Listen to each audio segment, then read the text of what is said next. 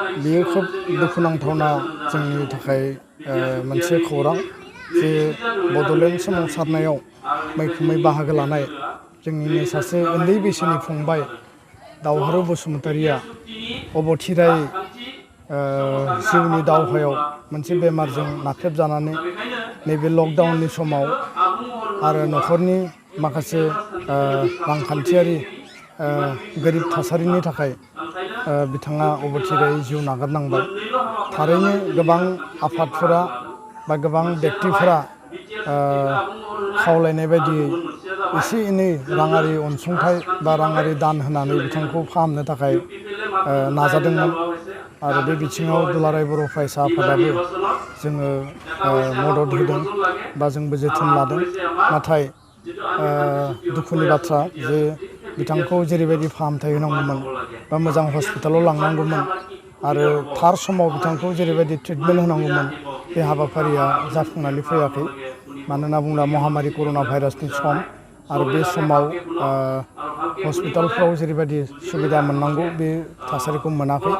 दा बेखायनो आङो दिनै दुखु फोरमायो दुलाराय बर' फरायसा आफादनिफ्राय बिथांनि जिउ आत्माया सोरगोआव आलो गोजोननि जायगा मोनथों आरो दिनैनि बे समाव बिथांनि दुखुथिया न'खरखौ दुलाराय बर' फरायसा आफादनिफ्राय जोङो दुखुनि समाव बाहागो लाफाबाय आरो फैबाय थानाय समाव बिथाङा जिहेतु बड'लेण्ड सोमावसारनायाव गोख्रोङै उन्दै बैसोब्लाबो बाहागो लादोंमोन जिउयै माहामै। दा बेखायनो बिथांनि दुखुथिया न'खरनो थारैनो फैबाय थानाय समाव दुलाराय बर' फरायसा आफादनिफ्राय बा बिटिआरनि जि सरकार जागोन बे सरकारखौ जोङो एबसुनिफ्राय जों नारसिनगोन आरो जाहाथे बिथांनि न'खरा माबा मोनसे थांना थानायनि थाखाय जाहाथे राहा लामा जोङो मोननो हायो बा होनो हायो बेनि थाखाय जों हाबा मावगोन। एबसु माने इउपिपिएल माने एबसु नामा? बेखौ एबसु माने इउपिपिएल माने एबसु बेबायदि नङा। माखासे राजखान्थि दानानै लायो स्टुडेन्ट इउनियन दानानै लायो जेरै कंग्रेसआ माने NSUI बानायदों बा बिजेपिया नोङो बिथांमोनाबो बानायदों आरो नोङो हाग्रामा महिलारियाबो BSU बानायदों।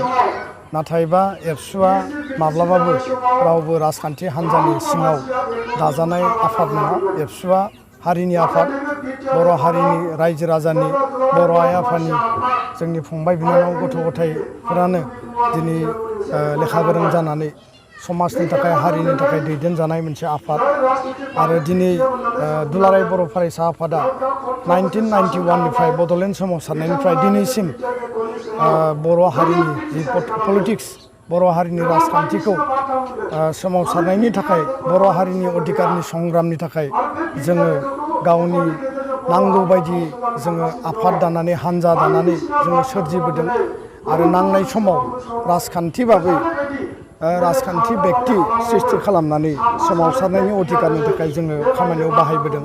दा बेखायनो दुलाराय बर' फरायसा आफादा गोनां जायोब्ला जोङो राजखान्थि हान्जासो जोनोम होयो।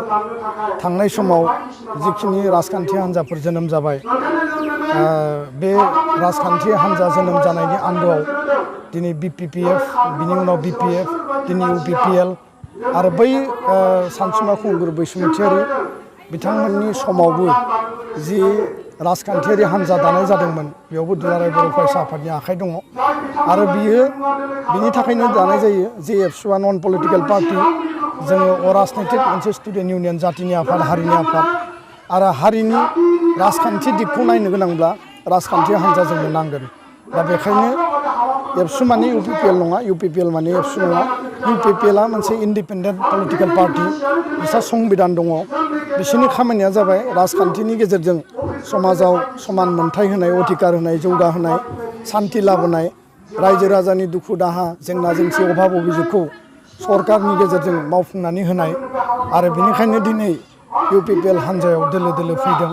दुलाराय बर' फरायसा आफादा दिनैनि तारिखाव UPPLखौ सापर्ट होनायनि एकमात्र उद्देश्यआ जाबाय दुलाराय बर' फरायसा आफाद बिनि मोनब्रै हान्जा बिटिआर सान्ति सुक्तिखौ खालामनाय जादों 27 जानुवारियाव 2020 आरो बे दफाफोरखौ आबुङै मावनांगौब्ला नोंनो मोनसे मोजां सरकार नांगोन।